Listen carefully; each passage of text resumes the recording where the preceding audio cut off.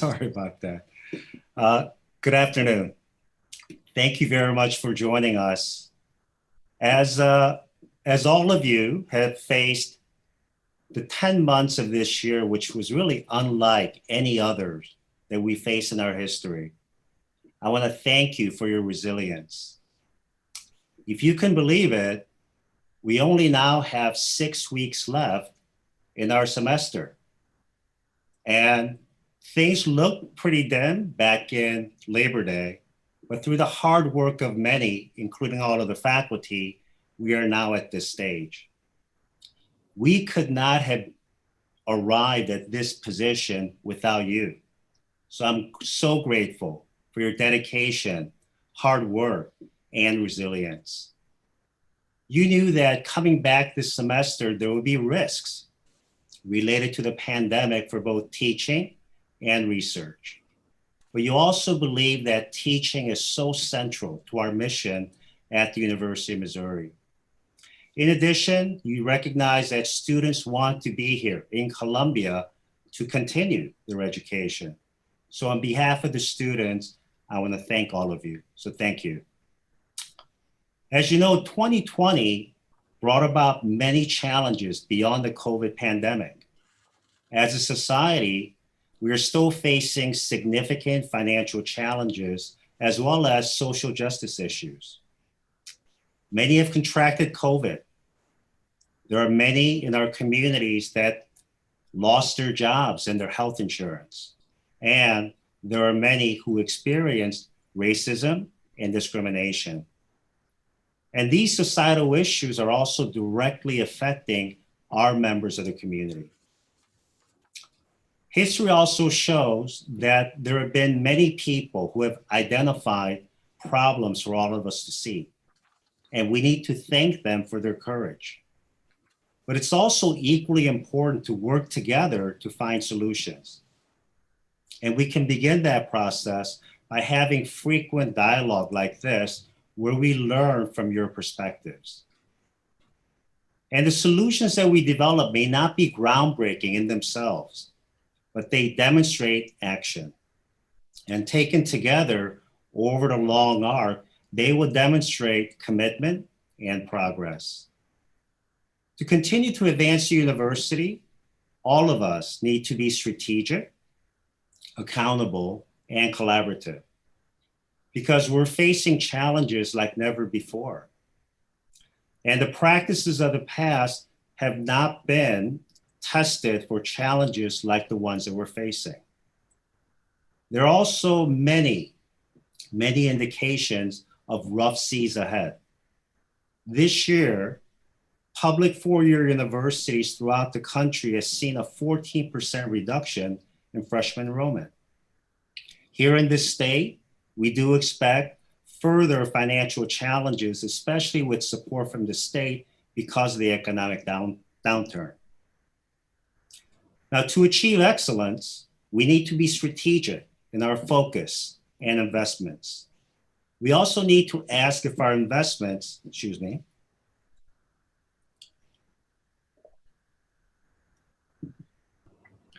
we also need to ask if our investments will lead to the excellence that we seek and create the value and impact for students and parents who pay tuition, as well as the Missouri taxpayers who provide us with $400 million in support, and more broadly to society.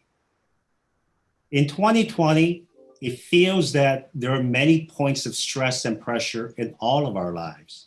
And I have to say, I'm no different. Throughout this term, I've heard from many that they don't appreciate or agree with the approaches that we've taken. But I've also heard from many others who appreciate the work that our university is doing. Now, while we address complex and contentious issues, it's okay for all of us to say, let's continue the discussion, but it's okay to agree to disagree. But I think you'll agree with me to say that let's arrive at that point through civil discourse. And that can begin, starting with me, by providing greater levels of understanding, compassion, and grace. Now, despite all of the challenges that we faced at this university, look what you've accomplished as a faculty. Our university is in operation. We're still teaching, researching, engaging, and meeting the mission of this university. This year, enrollment is up by 1,000 students. Our graduation rates for the general population, for Pell Grant students and African-American students hit the historic highs. Our graduation rate for Pell students stands at 62%. We also had a 12% growth in our research expenditures. Now, while US News and World Report is not the only measure, it is a measure that parents look at. And for us to reverse a 9-year decline and move up 15 spots is also very positive. Despite the pandemic, our university hired 150 faculty colleagues, and 140 faculty colleagues were promoted and or tenured this year. All of this is due to the positive, resilient work of our faculty. And once again, we could not have done this without you. In today's meeting, we hope to have a lot of time for questions, any question on any topic. So I do look forward to listening to your input so that we can form the best decisions to move the university forward. As part of the dialogue today, I've also invited some of our leaders, and they include Provost Latha Ramchan, Faculty Council Chair John Middleton, Vice Chancellor Rhonda Gibler, Executive Vice Chancellor Rick Barron, Vice Chancellor Maurice Gibson, Vice Chancellor Bill Stackman, and Chief Human Resource Officer Marsha Fisher. So at this point, let me turn it over to Provost Ramchan. Thank you, President and Chancellor Choi, and good afternoon, everyone. I also want to start by thanking every one of you, every one of our faculty, our staff, students, if you're listening, parents, the hard work, the tremendous work that has been undertaken in the last 7+ months is nothing short of inspiring. I just received an email from a faculty member yesterday who said, I have never worked harder or longer in my life, but I have also been rewarded, was the word they used, this semester, like I have never been before. And the thing that struck me in all this was, through all this, it was exhausting. It was unnerving. We didn't know where we were going. We didn't know where we were going to land. But what you all did, which is inspiring, is you protected the learning environment for our learners, literally in terms of the virus, but you also went way beyond to make sure that we did not compromise the learning environment for our students. And that's a commitment we take very, very seriously. So, cannot thank you all enough for doing that. As the Chancellor said, the fact that we're here today, we've reached the middle of the semester, is a testament to that hard work. A quick update on what the academic operations team, our office, has been doing so far, and these are things we would do pandemic or not. So I'll just give a brief overview. Academic programs, we had several new certificates, minors, but we introduced one new degree program, which is the fitness programming and management. We also inactivated programs. And as you can see from that list, there's a few programs that were inactivated, mostly at the graduate level. Some of these, specifically, I believe it was the first three, were inactivated at the request of the chair of the department or the dean of the college. And the last three that I mentioned there were inactivated on the recommendation of the PARC committee, the Program Audit and Review Committee, which was stood up in late April to review programs at Mizzou that may have suffered due to lack of enrollment, maybe weak research, maybe lack of enough faculty. So these were the programs that were inactivated. Department level changes, organizational changes in the College of Arts and Sciences. Two departments came together and merged to form the School of Languages, Literatures, and Cultures. School of Social Work, at the request of their faculty, they moved from one college to another, from HES to School of Health Professions. And in both these cases, I note that it was a very collaborative effort on the part of the faculty, the chairs, the dean, and it was really nice to see that process work itself out. 5-year program reviews, 5-year center reviews, we do this routinely. I just want to point out, give a shout out to 4-H. It was in our newsletters last week. Again, 4-H was a program that was recently recognized by the APLU for their service in the world of extension and engagement. So congratulations again to that group. New committees, task forces, teams that work with academic affairs. We, as I said, we had the PARC committee. We have also created the AOT, which is the Academic Operations Team, which we started meeting, I think it was the second week or maybe the first week of March. We met on a daily basis, and now you all continue to meet maybe twice or thrice a week. This team, the academic operations team, just so everyone knows, has done a yeoman's job in really working through the spring semester, through the summer, and they continue to work on all aspects of our academic programming. The registrar's office, commencement, figuring out distances, socially distancing the classroom, sanitizing schedules, making sure that faculty are prepared in case they have to have someone else take over their class. Working with the chairs, who we now meet with 3 times a week, with the deans, with the associate deans, the academic operations team has done a remarkable job in making sure that our academic operations are not compromised in any way. So a huge shout out, thank you to this team. The workload task force recently created is looking at consistency of workload policies across the university, as well as looking to see how we might bring in extension and engagement, as well as inclusive excellence in a more formal manner into our workload policy. So stay tuned for their recommendations. Speaking of inclusive excellence, I am really excited to share that in the midst of all this, we have a new initiative. It's called the Huddle. I think it kicks off Monday of next week. And this is a partnership, a collaborative effort with Vice Chancellor Gibson's IDE team, Stephanie Shanakan and Alex Sokarides from our office, working with Anya in IDE. The Huddle is a way for us to connect junior faculty with senior faculty, diverse group, faculty of color, underrepresented faculty. And the idea is that the junior faculty feel a sense of belonging and feel like this is home for them, that our campus is a home for them.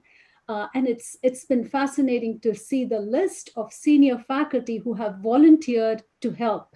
Some of them retired, some of them emeritus, but really wanting to engage to move our campus forward. So thank you all so much for helping us with that initiative. With that, I'm going to hand it over to Faculty Council Chair, John Middleton. Thank you, Provost. Just a quick update from Faculty Council. I'm John Middleton, a professor in the College of Veterinary Medicine and chair of Faculty Council. And I'll talk to you a little bit later as we move into the question and answer session. But some current topics, recent actions that have come out of Faculty Council. First one being is that we approved a pilot program accepting Duolingo English test as an alternative for proof of English proficiency. For international undergraduate students. This is also in play, by the way, for graduate students, but under the purview of Faculty Council as undergraduate students. This allows people to take the test remotely and therefore fulfill those requirements as part of their application process to the University of Missouri.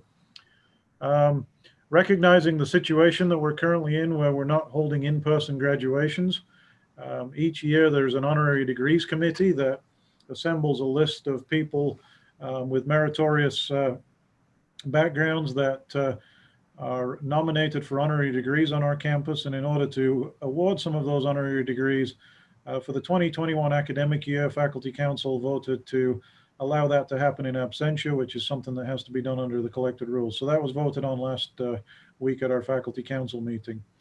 Last week, we also endorsed a statement from the Associated Students of the University of Missouri asking for some leniency on November the 3rd, Election Day, not only so that they might take their classes virtually or be able to be absent from class those days to vote, but also so that they could potentially do some civic service by serving in the community at polling stations, recognizing that those polling stations are often manned by individuals that are retired or in a higher risk group for COVID. The students came forward with this proposal with the idea that they could have some leniency on Election Day to serve the community.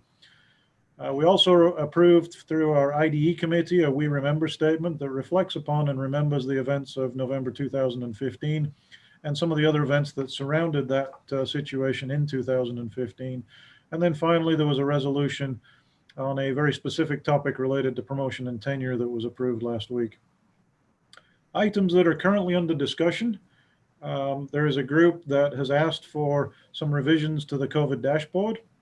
And I think we've seen some important revisions to the COVID dashboard over the last several weeks. And that request has currently been tabled in anticipation of some pending changes to the COVID dashboard. Currently under consideration and certainly being discussed among faculty groups in each of the colleges. And you should have heard from your Faculty Council representatives. You should hear from, or if you have not, hopefully you will soon, regarding the plan for potentially removing spring break from the spring academic calendar and then distributing those 5 days throughout the semester. So that is a motion that's currently on the table that will be considered on October the 29th and voted on at the October 29th Faculty Council meeting. And then finally, a resolution was passed earlier in the semester by Faculty Council to conduct an independent investigation into the MU Police Department's handling of their investigation of Sebastian Martinez Valdivia in connection with vandalism of the Thomas Jefferson statue. And a preliminary report of that task force was presented last week. Basically, what they found is that in the context of investigating some vandalism, they went through social media. They identified Sebastian based on pictures on social media. They asked some questions of Sebastian and then moved on to other suspects. And the final report from that should be coming out from that task force, which is chaired by our Vice Chair, Graham McCauley, and should be published soon. And with that, that's all I have from Faculty Council, so I will pass to the next speaker. I believe that's my opportunity to talk a bit about finances. I'll let the slide come up.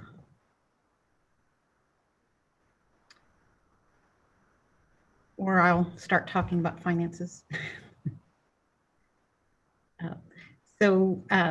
One of the things that Dr. Choi has already referenced is that we expect for there to continue to be some financial pressure on the institution. And well, I'm sorry, I saw the slide move at the bottom, but the top slide still seems to be the same. I don't know that folks can see it.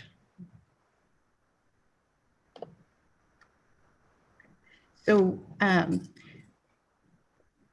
in terms of the financial pressures that we'll continue to face, there are a couple of things, and one Dr. Choi referenced is how the state may continue to fare through the economic challenges presented by COVID and the economic downturn. What we know in higher education is that the state of Missouri does the best they can to continue to fund us well, but when they're under significant financial pressures, it does put them in a tough spot. One of the things that I can tell you over my career is that oftentimes the state can find ways, particularly using stimulus funds, to help bridge the time frame and give us more time to transition to lower funding. But oftentimes that means that the severity of a particular issue ends up carrying out over more than one fiscal year. So what that means for us is we certainly are taking significant actions in the current fiscal year, but we will see more of that continue probably into the FY22 year.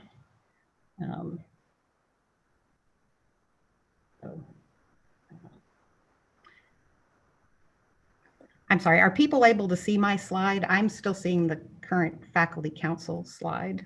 We know there's a problem. We're working on it, Rhonda. We're trying to figure it out. Okay, I just wanted to make sure that I wasn't failing to do something I was supposed to do. I feel like many of us, given the circumstances that have been so challenging, as noted by Dr. Choi and Dr. Ramchan, we find ourselves a bit unnerved and feeling like we should have answers to questions sometimes you can't have answers to. But so beyond the additional pressure we'll continue to face from the state aspect of things, with higher education operating in a format that's different than what is typical for higher ed, we are seeing, as Dr. Choi alluded to, that there are some concerning trends in terms of number of students who are electing to attend. And we are very pleased with the performance that our faculty have exhibited in continuing to conduct important courses, but we will have to pay very close attention to see how that trend may impact us over the next couple of years. Oftentimes I'm asked if we're still pursuing the resource allocation model. I would tell you that the concepts and the reasons to move towards adopting a new model remain as important as ever in this current environment. And we are taking the steps necessary to underpin that work with the data. I talk with people pretty much daily who are thinking through how to use the concepts of the resource allocation model to help move the university forward. Those basic concepts will continue to ring true. We need to be very thoughtful about how we generate revenues and what actions we can be taking to contain costs. And that's, the primary drivers within the resource allocation model is to try and find a way to give people insight into those large revenue drivers and significant cost drivers. Those are kind of the ongoing general challenges. We've been facing some of these things for some time now, and I think that we've shown a lot of resiliency as an organization as we faced some of those difficulties. Certainly the pandemic has created additional pressure on a number of these areas. I would say it has escalated the timeline on some changes we might have expected to occur over a longer period of time. In the current year we're in, we do continue to have a fair bit of uncertainty about absolute ongoing revenue levels. We are starting to feel more confidence about how that's going to level off. We will be conducting meetings with each dean and vice chancellor and their fiscal officer. We just wrapped up the first quarter of the current year, and we'll be having in-depth discussions with them about where the finances stand at each major part of the institution. That information will help us use the information we're seeing in terms of revenue trends and to make determinations about additional adjustments we make in the FY21 year. It is a very uncommon circumstance. We typically do our very best to set a budget for a fiscal year and then work that through the year. I think we said early on when we asked folks to be very conscientious about expenditures that we were probably going to need to look at this year a quarter at a time. And that's what we've been undertaking. And then I always hated going to presentations about finances where oftentimes they're quite depressing, to not have a sense of, well, what can I be doing that can be meaningful to moving the university forward. And the faculty are so important to how we move forward as an institution. And there are a couple of things that I would submit. One of them is student success. What you do every day that helps our students feel that they're part of this institution, encourages them and challenges them to succeed in their education. Those are all the sorts of things that will assist us in continuing to have strong enrollment in the future. So the work you're doing with student success that attracts other students to us, the students who are here today discuss their experience and share that with others who will consider us in the future. And then on the cost side of it, we will continue to look at space reduction as a way to manage costs over time. Certainly, if we have a smaller space footprint, that gives us some savings from not having to heat and cool and repair those spaces. We're also finding through the COVID experience that there are new models of teaching and working that perhaps open up new avenues where we can potentially use less space. And then through all of that, through our revenue generation and our cost containment efforts, it's still all within a strong focus on mission and making sure that we don't make decisions in an attempt just to bring in money or just to save money that sacrifice the key missions of the institution. With that, I will pass it along to my colleague, Marcia Fisher. Thanks, Rhonda. Good afternoon. My name is Marcia Fisher. I'm the Associate Vice President for Human Resources, and I'd like to start off by giving you some updates on a couple of dates. The first one's not on your slide, but I want to highlight for you. For any folks who take advantage of the educational assistance or tuition reduction benefit, we fairly recently had some improvements in streamlining that process. Electronic signatures are now allowed. It's an electronic submission. I can firsthand say that it's an easier process than it was before.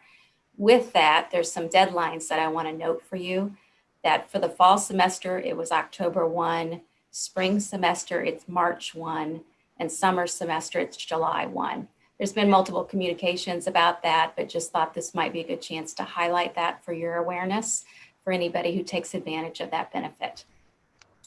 Next, I want to focus on annual enrollment. So once a year, we get to evaluate our benefit plans and decide what plan will best fit our needs. This year, that time period is October 26th through November 6th. And I do encourage you to go on the website, look at the different offerings, see which most will fit for you and your family if you have them on the plan.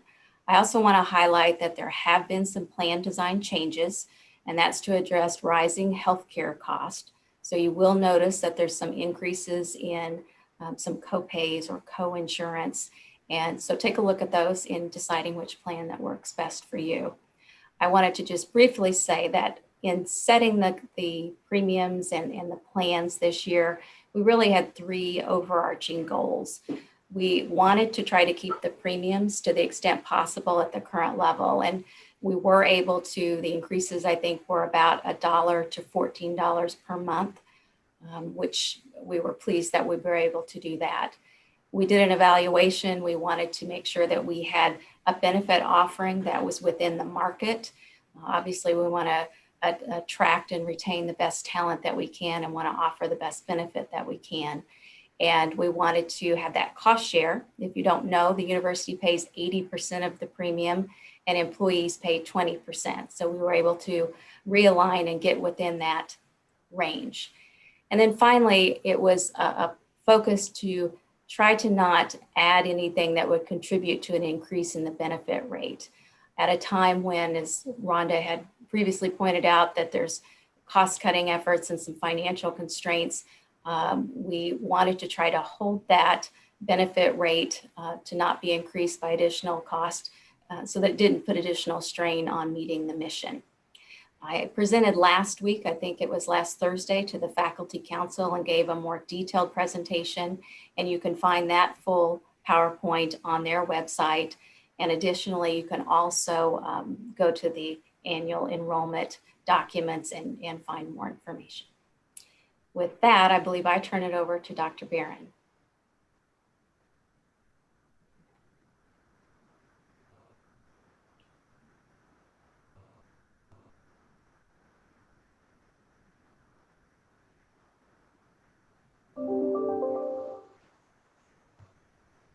Rick, are you on mute, Rick?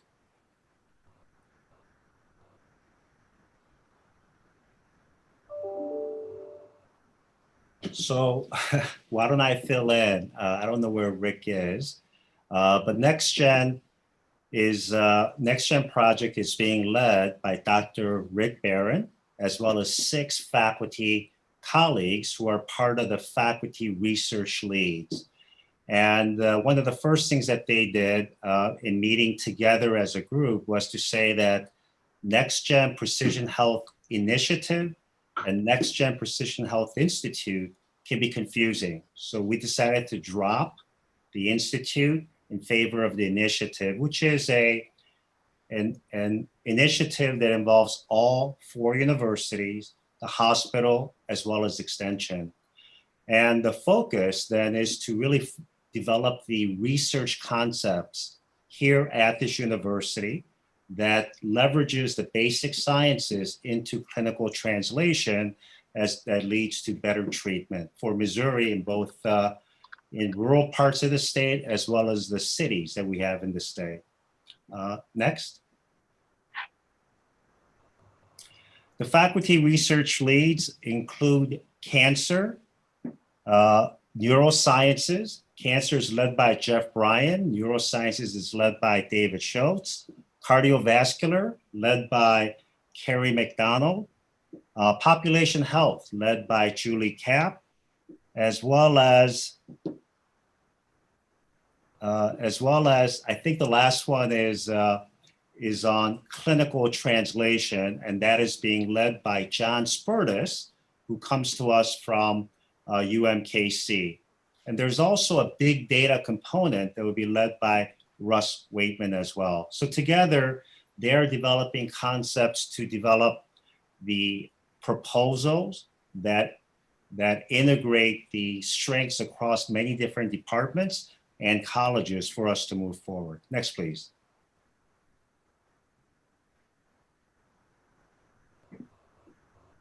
The building is to be completed on time and on schedule and on budget.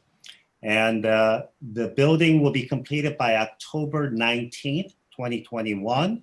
And our plans currently is to have the building be populated at about 50% when we open the building. And the purpose of that approach is so that we can continue to attract faculty members externally, but also identify faculty members who are currently here who need the space to collaborate with partners in those 6 different areas that we call the columns of excellence at the university. Next, please. Some of the equipment, instrumentation that will be available in this laboratory will be some of the best in the United States. When it comes to having access to MRIs, there will be a 7 Tesla and a 3 Tesla MRI located in the same space that can be used for humans as well as animals. In fact, the combination of those 2 does not exist in many places in the United States. In addition to that, there will be PET scan PET scan equipment that allows the animal sciences researchers who are working on comparative oncology to comparative medicine to be able to leverage our strengths in animal sciences and large animal models and translate that into human treatments. There will also be a $30 million Center of Excellence for electron microscopy that will enable researchers researching both soft materials as well as hard materials to image down to the angstrom level. And so physicists, chemists, mechanical materials engineer, as well as cell biologists will be able to use this state-of-the-art facility. In addition to that, we expect industry partners and university partners to collaborate with us using these facilities. Next, please. So this building, if you have not seen it, is rising above the corner of Virginia and Hospital. And it is a building that will enable precision health research in many disciplines, ranging from social work to physics to oncology. And it is our hope that our faculty members are able to leverage this facility and the partnerships with faculty members who will be residing in this building to grow precision health research that will be translated into better treatment for Missourians and beyond. Now, at this time, let me turn it over. I believe it's Vice Chancellor Gibson. Yes, thank you, President Choi. Good afternoon, everyone. I want to share just a couple of updates related to the Division of Inclusion, Diversity, and Equity, particularly as it relates to our faculty members. So the first thing I'd like to talk about is just the revisions to our collective rules and regulations related to the Office of Civil Rights and Title IX. As some of you may know, effective August 14th, there were some guidance from the federal government on changes to Title IX and essentially our investigatory process. As it relates to faculty members in particular, I want you to know that you're now considered mandatory reporters as it relates to any form of discrimination. That's a slight change from previously. So I wanted you to know that if you witness any types of discriminatory behavior on campus, that you're mandated to report that to our Title IX office. So that's important to note. Also wanted to share our bias reporting hotline is now active. It's a great partnership with system HR as well as campus HR. And again, just another tool for us to get rid of all that discriminatory behavior, harassment, another tool for our stakeholders and community to know that we're actively, always actively looking for ways to promote inclusivity on this campus and a sense of community. And we figured by having just another tool at our disposal, this will help us all be on the lookout. I want to talk about the 2020 ACE report. 2 years ago, we had our first visit from a couple of ACE researchers who talked about 2015 in earnest. And essentially, they wanted to investigate, one, how did 2015 happen on this campus? And two, how do we move on from there? So the 2020 report, which just came out a couple of months ago, really talks about what we've done since that time, where we can go if we were to follow some of their recommendations. And lastly, how do we as a campus community all work together to achieve our collective goals? So in late November, I think early December, we're planning our first of a series of events centered around this report, where we really do a deep dive. Part of what we didn't do in the past was really take an opportunity to go through, in a meticulous way, each of those reports, so that one, our community understands what's in these reports, and two, you understand how we plan to move forward. So be on the lookout for more information in the next couple of weeks on how you can participate, as well as what we intend to do in the next series of events. Our inclusive excellence planning, one thing that Mizzou is known for now around the country is this whole idea of inclusive excellence and utilizing the inclusive excellence framework.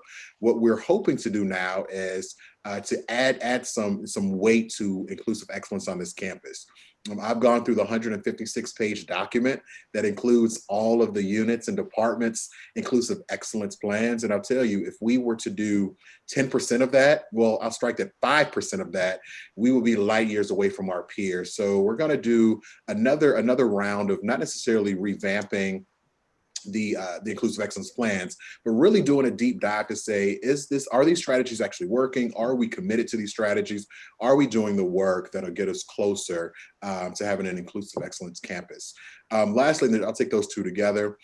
We were in the middle of updating our training and professional development offerings. There's been some guidance from the federal government as it relates to training, so we've put that on pause. But I did want to let the faculty know that we are certainly taking a look at what we currently offer as it relates to training and development, and finding ways to offer some new courses, as well as revamp the ones we have. And the final thing, the Faculty Fellows Program, which has been one of the cornerstones of this office for quite some time, we are getting ready to revamp that. So we're making sure that we're giving multiple faculty members opportunities to bring some of those innovative ideas to the campus, and for us to not only invest in those and incubate those, but hopefully make them model programs from around the country. So starting next academic year, we're going to have the opportunity to have a new slate of faculty fellows.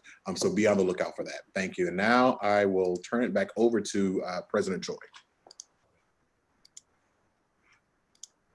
All right, I believe now I turn it over to Graham McCauley. Graham, or is it John? I think it's me, Moon. Okay, John, thank you. I'm going to make a brief transition here. So one of the things we're going to do today is a little bit different from what we did at the last general faculty meeting, and that is the question and answer is going to be live, and Graham's going to give you an introduction to that.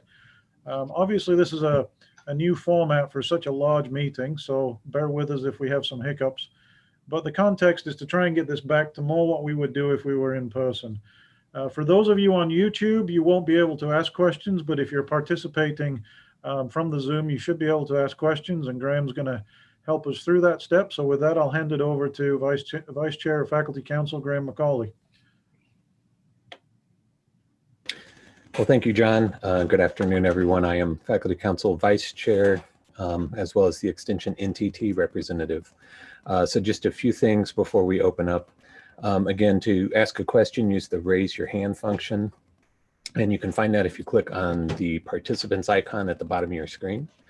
And so then either Chancellor Choi or myself will call on you for your question, and you'll get a message that will allow you to unmute yourself. And once you've asked your question, you'll then go into mute for your question to be answered.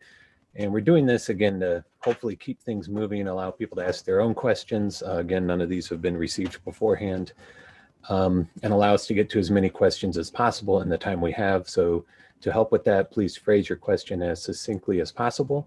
And if your question's for a specific person, you can address it to him or her. And as John mentioned, if we don't get to your question during the session, there's always ways for you to contact these leaders directly later with your questions. You can also contact your faculty council representatives with any university policy issues or questions you may have. If you don't know who your representative is, just visit our website at facultycouncil.missouri.edu. And because of the number of attendees, we will again not be using the chat function today, but we ask that you please be patient as we try to get to every question and ensure everyone has a chance to speak. And as a general reminder, of course, we have the right to disagree.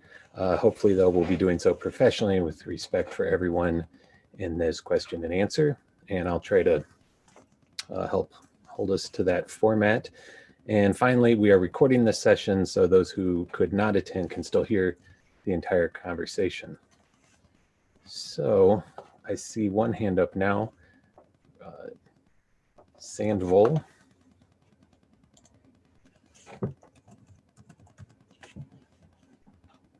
Can you hear me?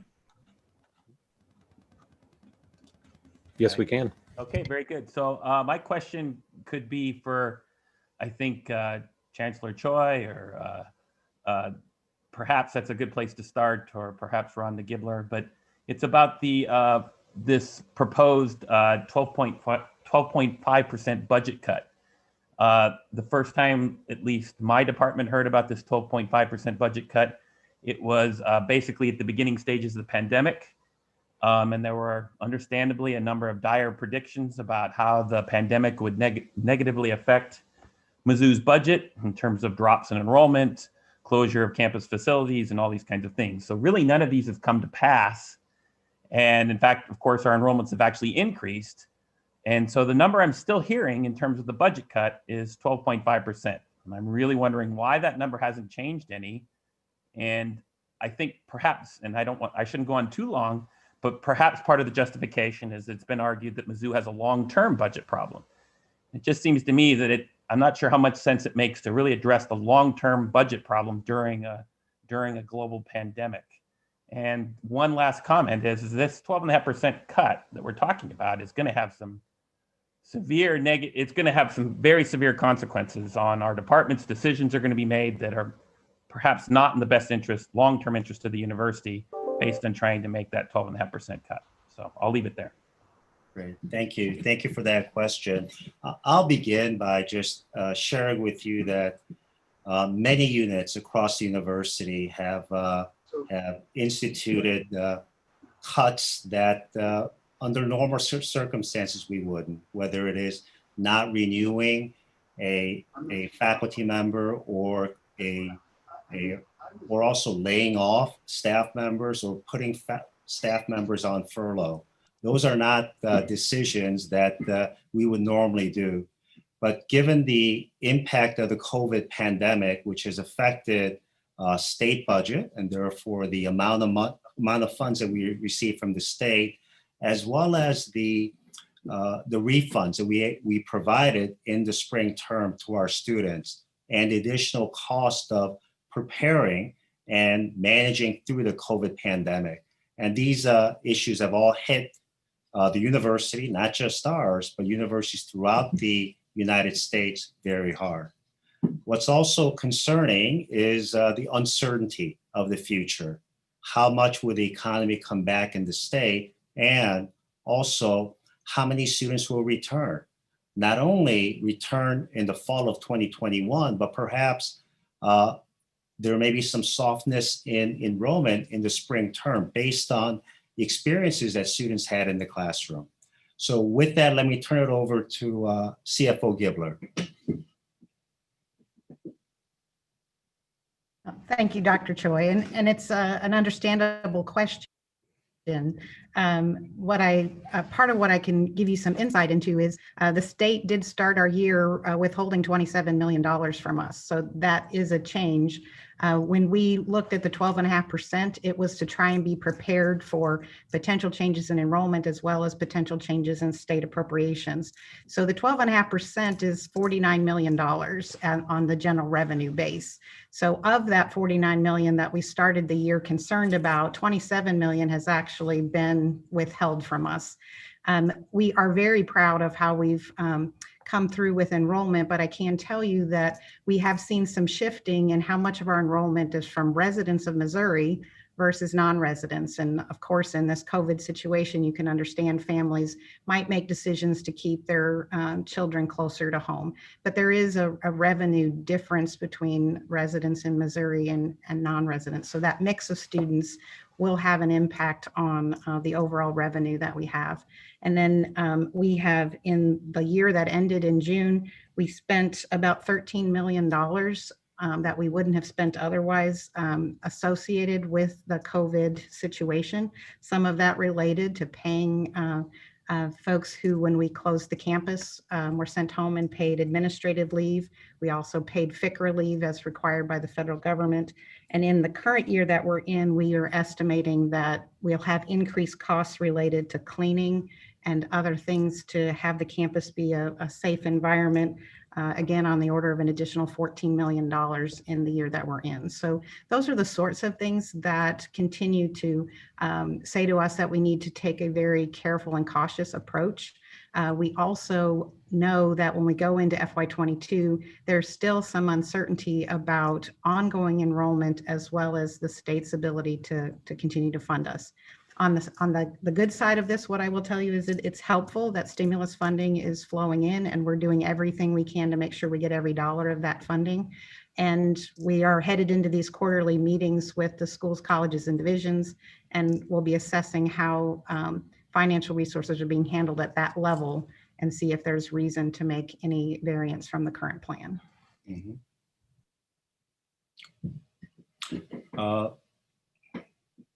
Rebecca Graves, you're on mute. Yes, thank you. I had a question that came in is who is on the contextualization task force for the Jefferson statute? So it is being chaired by Gary Kramer of the State Historical Society of Missouri.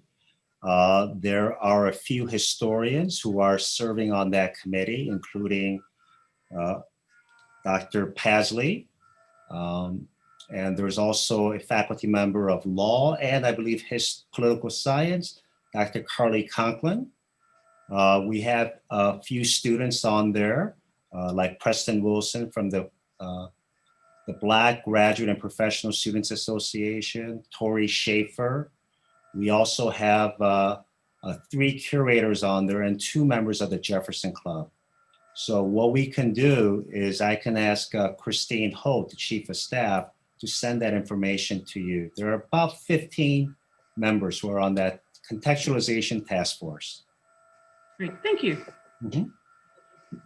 So then going in order, we'll call on people in order of questions received. So next I see Corrine Valdiva. Dr. Valdiva, you can unmute yourself to ask your question, please. Thank you. Good afternoon, and thank you very much for the opportunity to ask a question. President Choi, the decision at Faculty Council regarding tenure was a censure about the process of tenure, which is really central to who we are at MU as professors. I wanted to ask, what are you going to do in terms of the decision-making process to ensure that it's a fair process that actually meets all the standards that are required in going through the tenure process so that people know that they can trust this process? Of course. Thank you. Thank you for that question. Nothing is more important to an academic institution than the integrity of the P&T process, and that it is a process that is based on performance, that it's not a process that's based on personal relationships or friendships. And as an AAU institution, it is critically important that we uphold the standards that are identified in the CRR, as well as those that interpret the CRRs that are in the departmental and the college guidelines. And during this past cycle, and because I was new to the P&T review mechanism and process here, I decided to spend a lot of time, over 2 months into that process. And throughout that process, I kept the department chairs as well as other members of the provost team very intimately involved in answering the questions that I had about a few of the cases. And what we're going to be doing is at that level of communication, I think is critically important, because there may be items, there may be performance and accomplishments that may not be well reflected in the document that can be clarified by having conversations with the leaders as well as the faculty candidate going up for tenure and or promotion. Going forward, we are having, I know that the provost office is having presentations and discussions with those planning to go up for tenure and promotion by sharing the guidelines, the process, and we are open to hearing from members of the faculty as well as the faculty council about ways that we can help improve that process. But you're absolutely right. Let me go back to the first point. The integrity of that process has to be stellar. So thank you. So looking at our next hand that's up, not seeing any others. Dr. Valdiva, did you have a follow-up? Yes, just a short follow-up regarding the fact that the letters were not read by the chancellor, and how does that affect the tenure process and decision? Mhm. So the letters that you are referring to is the campus P&T committee that provided the letter. They provided the vote as well as the final recommendations. So as part of my review, I evaluated all of the dean's recommendations for all candidates. On top of that, I reviewed the student evaluation of teaching, including the student comments, as well as the research performance that was provided by each of the candidates. I also reviewed the final votes from the departmental committees and the final recommendation, the college committee vote and the final recommendation, as well as the final recommendation of whether to promote or not by the campus committee, as well as the provost recommendation. And in making the final decision, I relied on all of those input as well as my own due diligence for cases, for about 17 cases that I still had some questions about. I then met with the deans for those 17 cases and decided that with the input from the dean that I would stand with the recommendations that was provided by the deans, as well as the campus committee and the provost. For the 7 cases that I did not support, I had additional information that the campus committee did not have as part of that review process. And as chancellor, I can look into those academic issues, academic results in making my decision. So the integrity of the process, the due diligence that I provided in the process, I stand by. And I will continue to make sure that when I'm making decisions that are so critical to the careers of our faculty members, that I will put the due diligence in and continue to do that in the future.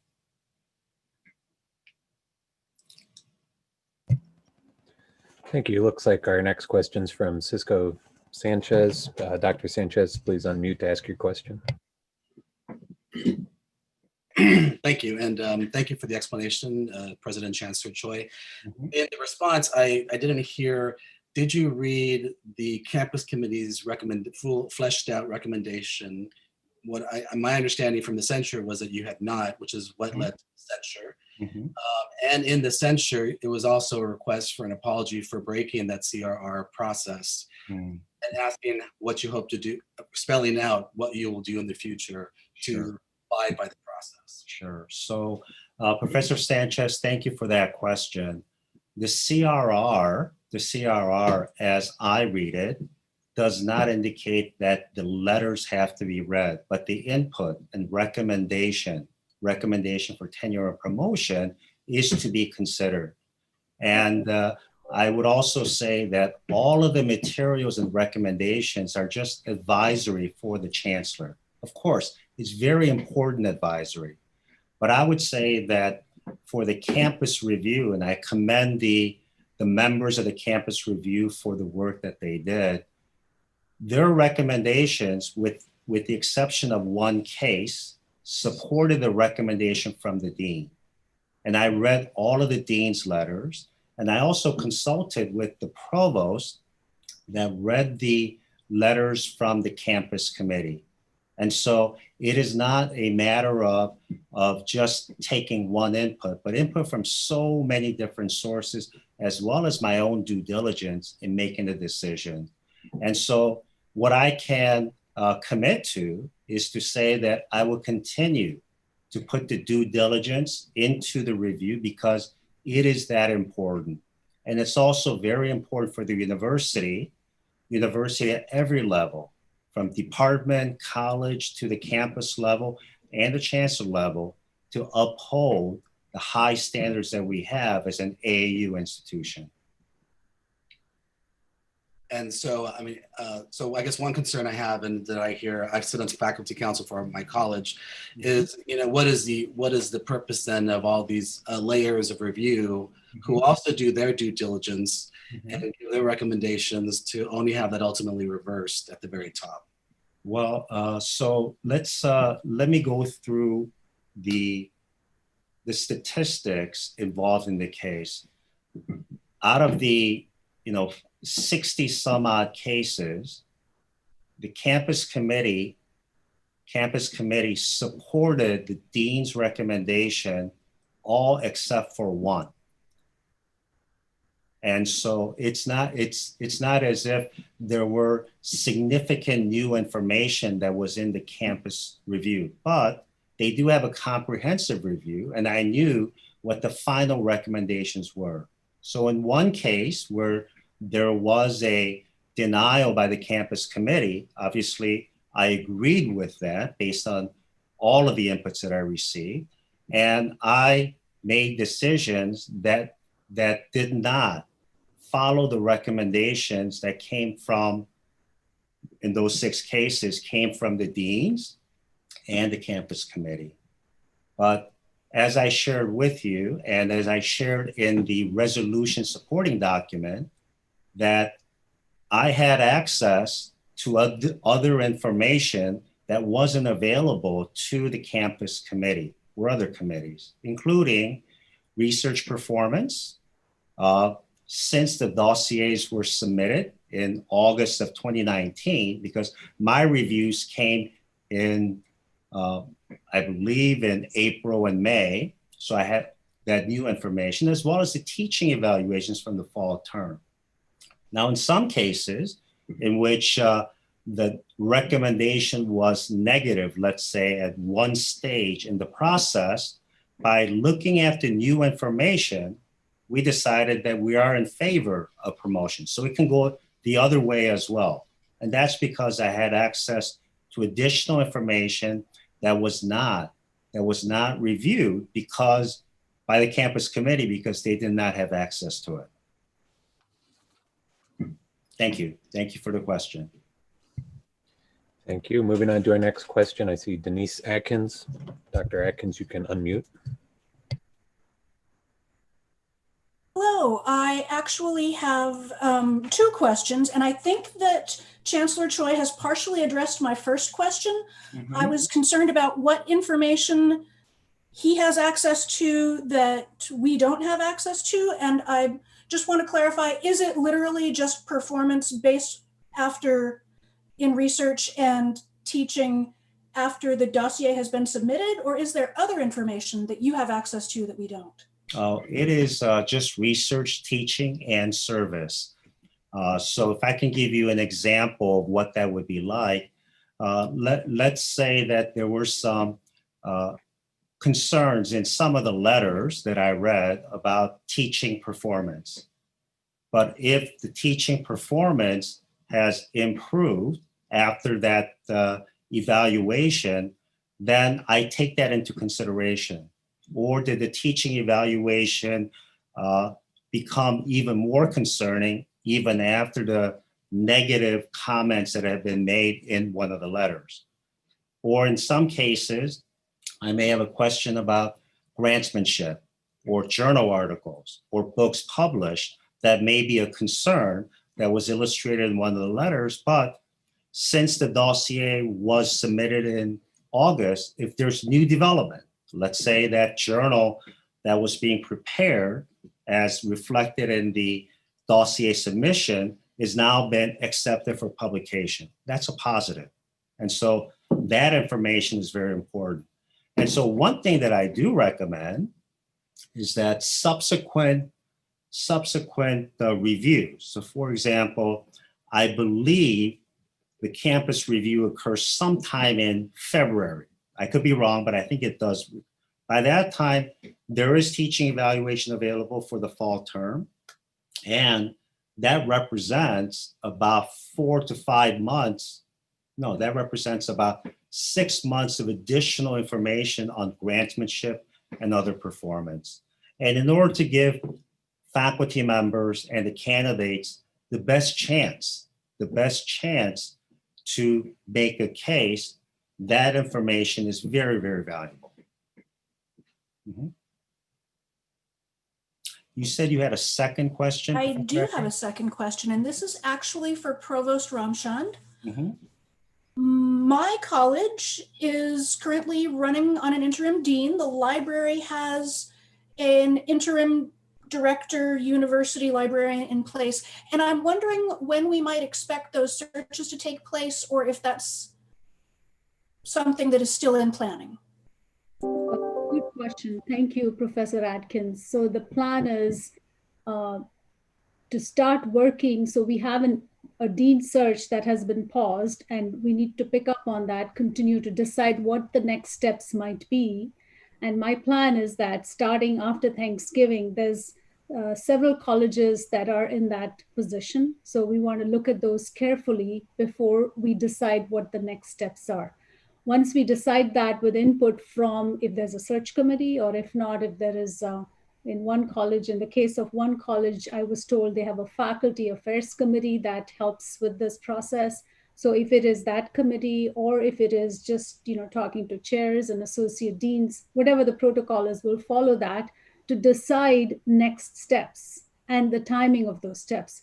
And just so you know, in many cases, while we do searches, we have been very careful about bringing candidates on campus. We've done it in some cases, we have not done it in other cases. So I'm just being very careful about, if we proceed with the search, but we're not able to invite them and have them present to a large audience, then the point of the search is lost, which is to get input from those larger groups. So we're trying to be sensitive to that, but you're absolutely right. It is something that's on our radar screen, and we will get back to that. I'm hoping after Thanksgiving.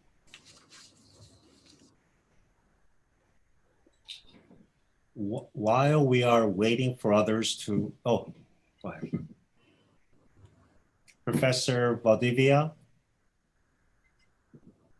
Thank you again. I'm sorry, I have many questions. I'm very concerned about the students that have been protesting in campus because they have very valid concerns. And I wanted to know what's the update on the students, the 600 plus students in the situation they are facing, because there are students, and we know that these issues of racism are happening in society, and I worry that we don't have a good mechanism to help voice their concerns. So thank you. Let me ask Vice Chancellor Stackman. Bill? Yeah, thank you for that question. Hi, this is Bill Stackman, Vice Chancellor for Student Affairs, and we have a number of students who are going through that process. They've met with the Office of Accountability, and our hope is that letters will be going out by the end of the week. So we're moving as fast as we can to make a decision about was there a violation of the policy, and if so, what would be the appropriate decision.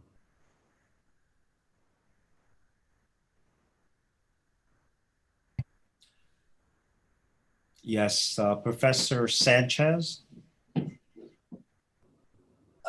Just as a follow-up to that, the perception is that other protests that have occurred on campus were not as closely monitored by administration and police.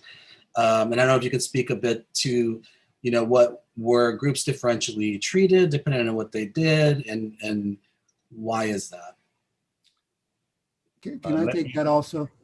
Yeah, well, before turning it over to Bill, no, Professor Sanchez, we are applying our policies consistently. And so let me share that with you, and then turn it over to Bill Stackman. Yeah, so what I'd like to share is that I know of, so I've been here for a year and I think 4 months. And since I've been here, there have been 3, and I've been at every single one, I've had staff members from the Dean of Students office there. And when we go, it's in part to make sure, and actually what we do is we try to we make an attempt to reach out to the organizers prior to the event. So we might see that there's a protest. In fact, we know of one this week, and we met with the organizers today. And so we try to reach out in advance to make sure that they are aware, because sometimes they may not be aware of our policy and our procedures, and to inform them as such. And so on both of those events that happened this fall, not only did we reach out, but we were there. We had handouts of the policy to go and review those with them to make sure that when they're moving forward, they're making an informed decision about the actions and the protests that they are a part of. And so I would say that in every single case, we have been consistent with the way that we communicate and making sure that we respond. As soon as we see something that may not be in accordance, we let them know of that and give them the opportunity to change their behavior. And that has been consistent with all three. Professor Carrion? Yes, thank you. So I had a question about the promotion issue. I'm still confused as to why you didn't read the campus P&T committee letters before you made your decisions about promotion. Was there a mix-up such that these letters weren't given to you, or was there a deliberate decision? Not absolutely not. Absolutely not. You're right. So thank you for asking that question. And when I had a meeting with the campus committee on July 2nd, I want to have that meeting so I can share my observation of the P&T process at Mizzou, and also any insights that I can share. And what I mentioned to them was I really appreciated getting their final recommendation and the votes, but that I was surprised that I did not see their letters. And the letters typically from campus committee that I'm used to seeing from other universities would be a compilation of the highlights that are available from the CV, as well as what's available in letters that have been submitted prior to that committee, let's say like department chair and the dean's letters. Now, the reason being is that it was my mistake in not recognizing that there wasn't a folder for the campus committee. And there was a folder for departmental committee, folder for the college committee, but I did not see that there was a folder for the campus committee. But if you look all the way down in that nest of folders, the letters were at the bottom. And so I did not realize. Now, of course, going forward, we are going to read the letter, but as I shared with you, the dean's letter had substantive discussions about the candidate, as well as the fact that only one out of the 60 plus cases did the campus committee not support the dean's recommendation. And so, yeah, that is the status, Professor Carrion. Okay, it looks like our next question is from Prasadis.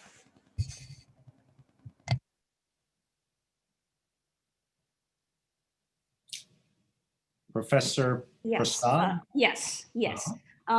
This is President Choi. This question is in connection with the question that Professor Valdivia and Professor Sanchez just raised, and this concerns the kind of the history of racism on campus that has been experienced by student, faculty, and staff members of color. For years. I have been on this campus for a while now, and this racism was there in 2015, and it continues to be there. My question to you is, I mean, to your mind, how do you think such a racism, operates or on our campus? To your mind, and secondly, If you have been hearing from these groups which have been facing these experiences, what kinds of actions are you and your office taking or planning to take as kind of as a response to those experiences? Sure. So thank you. Racism and discrimination that occurs takes away from the values that we all have. I believe there are a great many people in this university and this community that want to see racism and discrimination stamped out. But we do live in a society where racism and discrimination exist. Now, for us, we have to ask ourselves, how do we address it collectively, but also individually? So one of the things that I've shared with the senior members of my team, and we are developing programs to leverage that the statements and expectations that I have, which is that too many times when individuals are confronted with racism that occurs in a classroom or in the sidewalk, too many times actions are not taken. And so if acts of racism or discrimination occurs in the classroom, if it's not addressed, and the same individual, whether it be a fellow student or a faculty member, continues to come back time and time again and continue that behavior, it gives a sense that the university does not care about these actions. That is why it's so important when we see those types of actions of racism, discrimination. And I've said to my team, you just have to stop what you're doing. Address that matter. And it's not just reporting it to the Title IX and Civil Rights Office. There are things that we can do in the moment to call out a wrong, to comfort those who've been affected. Because we've also heard from the victims say, no one stood up for me. To stand up for them, to comfort them, but also share words with the individual saying that that is unacceptable behavior, that it's not funny, even if it's said in a joking manner. We also have to have opportunities for people to report anonymously. That's why the bias hotline is so critical for us. And that was a direct request by many members of the community that we met with during the summer. We also said that we have to train our supervisors to take action. Many times, our supervisors submit acts of racism, discrimination to the Title IX or Office of Civil Rights and feel that they are now handicapped or they are not able to do anything more because it's going through that process. That's not true. We are developing sets of actions that department chairs and supervisors can take so that they can address the issues in their departments when they occur. So like none of these are going to be groundbreaking, as I said earlier, but consistent actions to demonstrate that we are serious about this demonstrates our commitment. But we need everyone's help. We need everyone's help to step in when these actions occur. And so, Professor Prasad, I look forward to every member of our community doing the right thing, and we will support them doing the right thing. It looks like we have Claire Seiler. Professor Seiler, you can unmute. Hi, thank you so much for taking my question. I appreciate all the things that you just said, President Chancellor Choi. They strike me as reactive to racism. And as you know, We live in Little Dixie. We live in a place where anti-Blackness is quite strong in ways that it may ripple across our country, but be particularly acute here. So I am interested in what proactive work we can do, and particularly for the Black community. Thank you. Thank you. And I would like to ask members of the faculty to also share with all of us what ideas, what concepts we can introduce. And this really does have to be a collective approach that we take. And there are many universities like ours that are facing similar situations. And so there are things that we can learn from others. And what we've heard is that having greater cultural competency is very important. And so for us to have, for the first time, mandatory training at the University of Missouri system and all 4 universities, I believe is a very important first step. In addition to that, we recognize that the participation rate of African Americans and other underrepresented minorities in our student body, in our staff constituents, as well as the faculty constituents, needs to improve.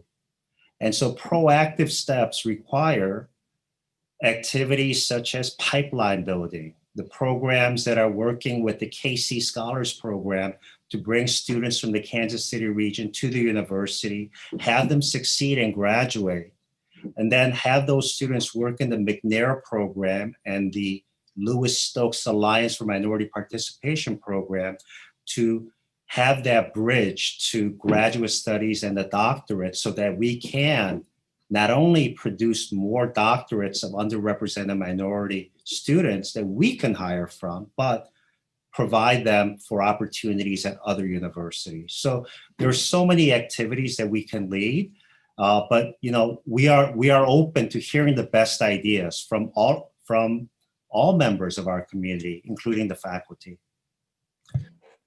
Thank you. And we have Chuck Munter, Professor Munter. Hi, I hear a lot about initiatives like you just mentioned with respect to diversity efforts to try to increase the diversity among faculty, staff, or students. Words like pipeline get thrown out a lot. And I think that those efforts are definitely important. I also, as Dr. Seiler said, I hear a number of things you may be putting in place with respect to, you could call them inclusion efforts on campus or campus climate efforts. But I agree that those often do tend to be reactive. But more than that, what I hear in that is that so often that the articulation of racism is at an interpersonal level. It's like something that individuals do to individuals. I'm curious to hear whether you think that racism exists at an institutional or systemic level. And if so, what would you say are some examples? So racism does exist at an institutional level.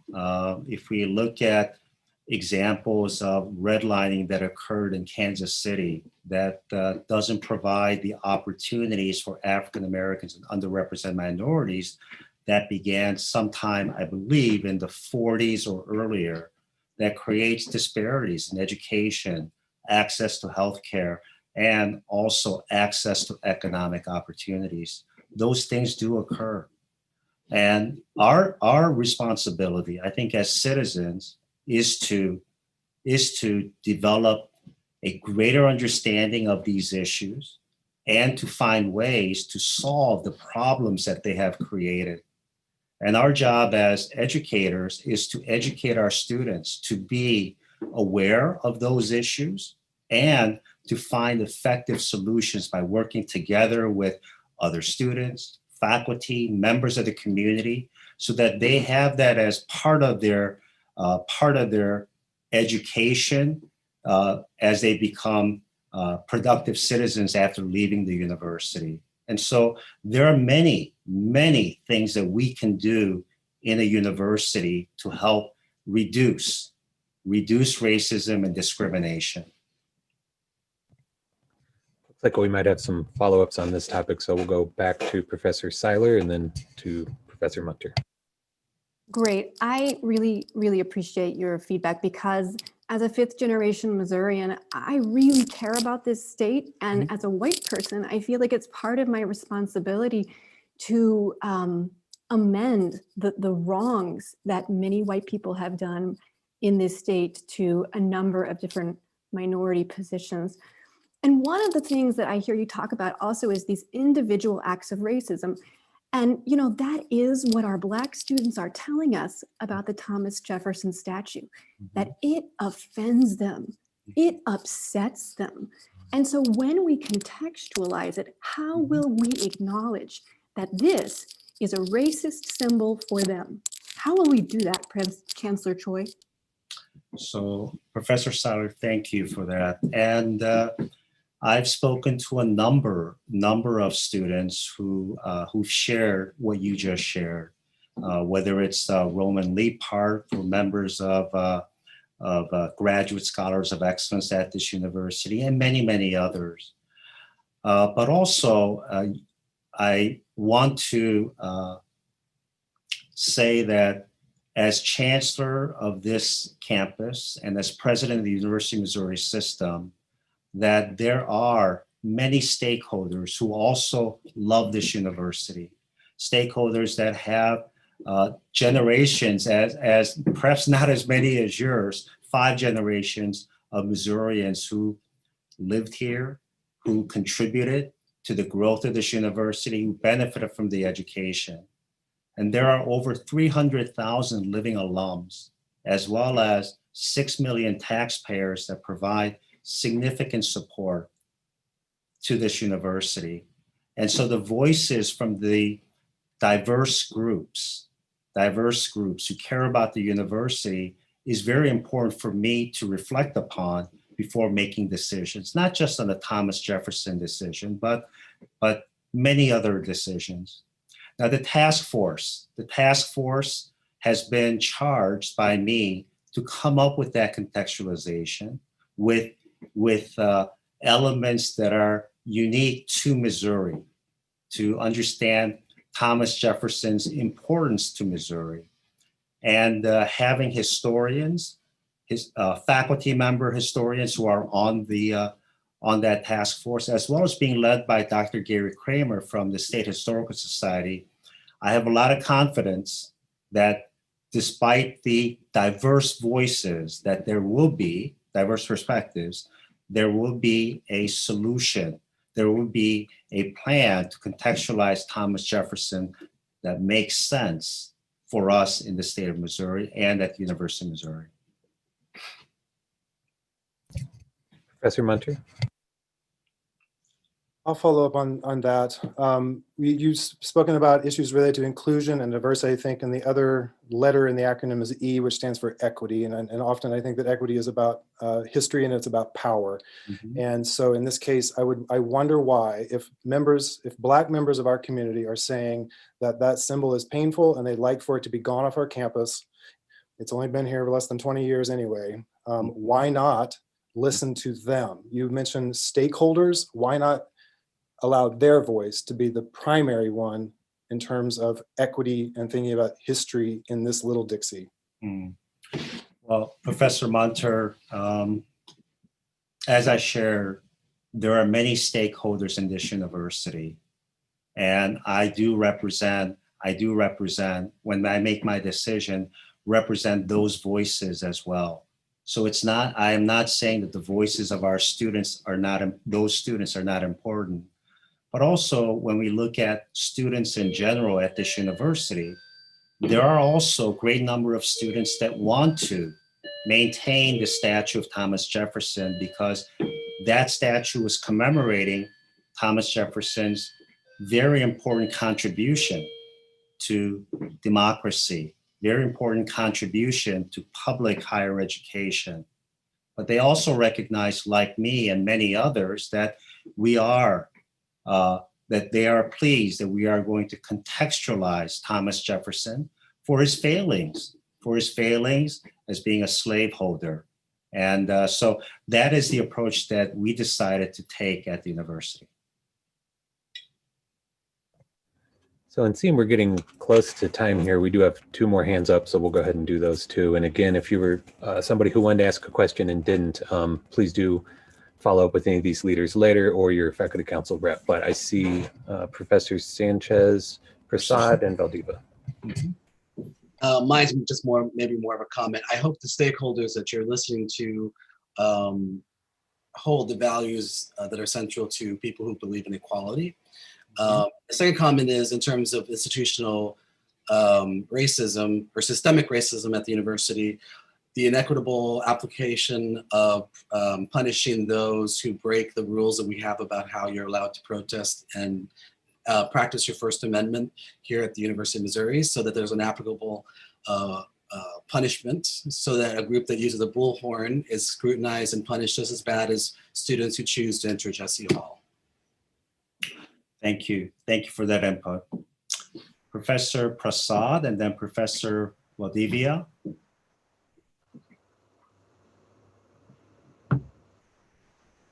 Professor Prasad? Yes, I'm just trying to, okay, I'll just go ahead. And this is in, President Choi, this is in connection with the conversation we have been having.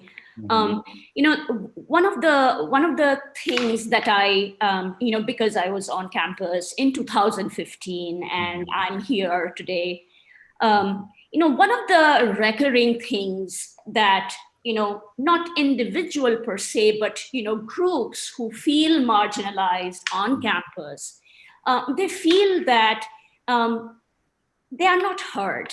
You know, they are not heard not only as individuals, but as groups, as marginalized groups. They are not heard by higher order university authorities, that they are talking about a pattern that has gone on for years together. And I was just wondering, you know, just to kind of highlight that fact that there is a, you know, long history to that, you know, marginalization or racism. And, you know, I was just wondering, do you think that addressing that long history is also important? Because, you know, certain programs, you know, implemented might not do away with that long history, number one, and number two, where marginalized groups feel they are not being heard. Thank you. Oh, yeah, thank you, Professor Prasad. And one of the reasons that I wasn't here in 2015, so that I'm just surmising, one of the reasons that the protests became very, well, not the protests, but the outcomes of 2015 turned out the way that it did was, you're absolutely right, senior leaders not meeting with the students to discuss their concerns. And at that time, there were some senior leaders who were confronted by students, and instead of finding an opportunity to meet with them to talk about their concerns, that their requests were not met. That is not the case. When I heard from Roman Leapart regarding the Thomas Jefferson statue removal petition, I responded to him within 20 minutes to say, let's meet. Please feel free to bring your friends, colleagues that want to meet with me and some members of my team. And during that period, between May 31st, when I received the email from Roman Leapart, to the time that I made my decision with the board's support, together with the board, on June 11th, I had over a dozen meetings with diverse groups of faculty, students, senior leaders, and staff to talk about the matter. And my door is open. And anyone that wants to have a conversation with me, students, faculty, or staff, all they have to do is make an appointment. And I will bring others who the students, faculty, or staff want to discuss. And so I just want to provide that opportunity to all members of the community here at the university, that venue, that avenue for discussing is always open, Professor Valdivia.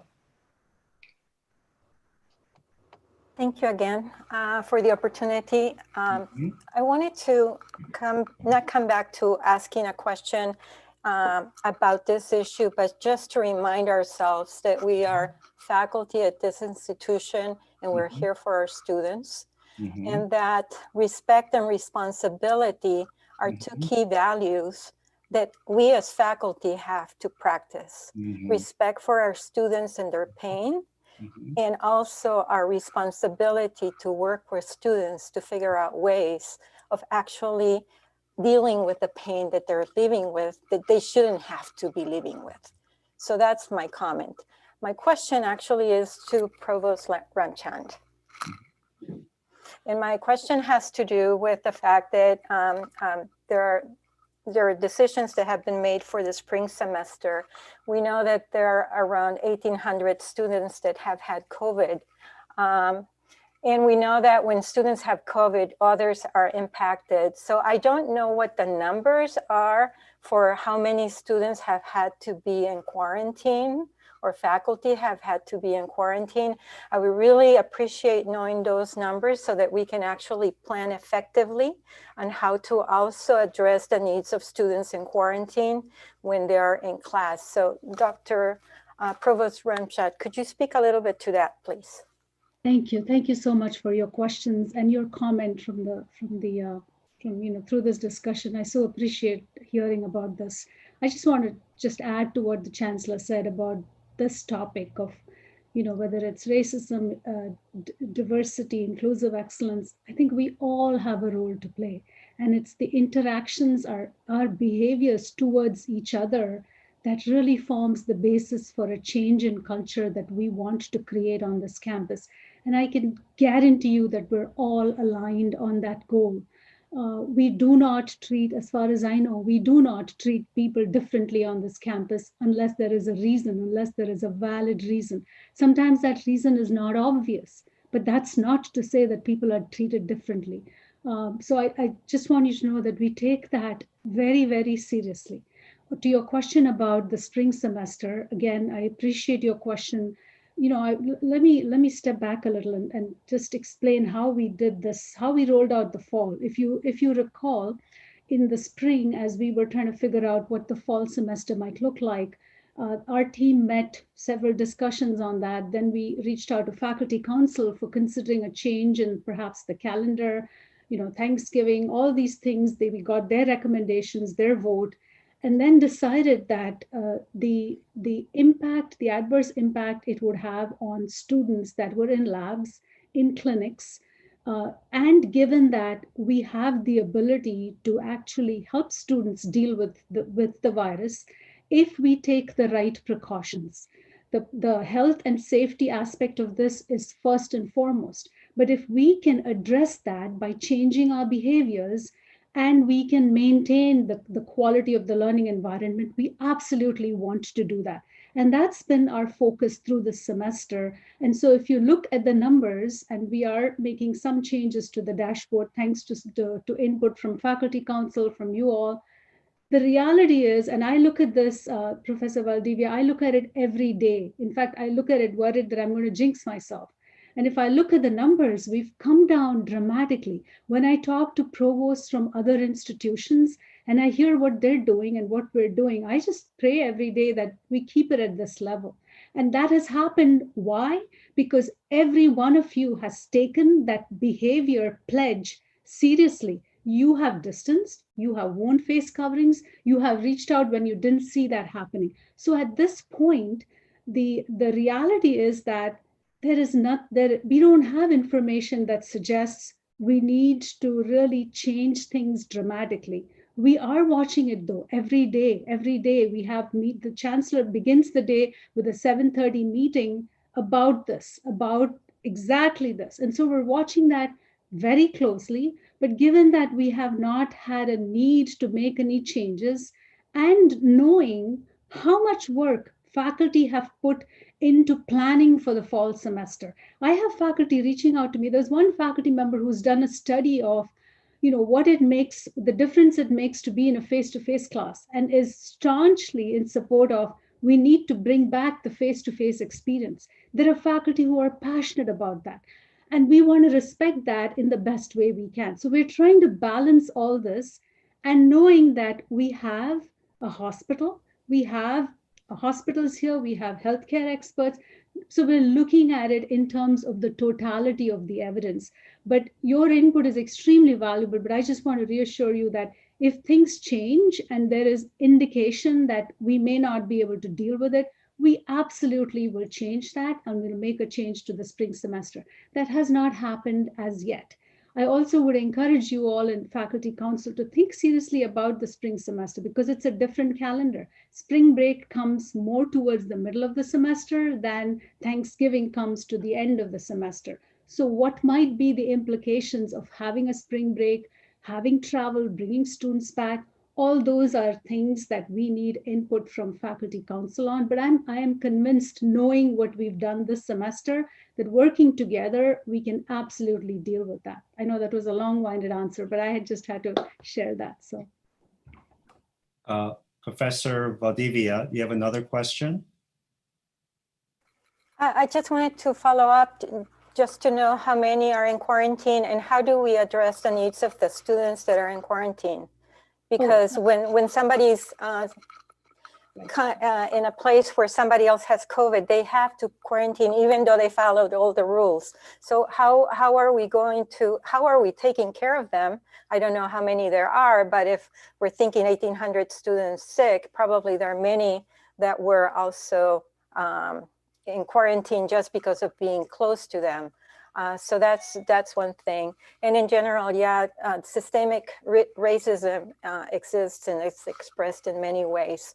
Sometimes hurting people, but in general, it's an environment that we need to address together.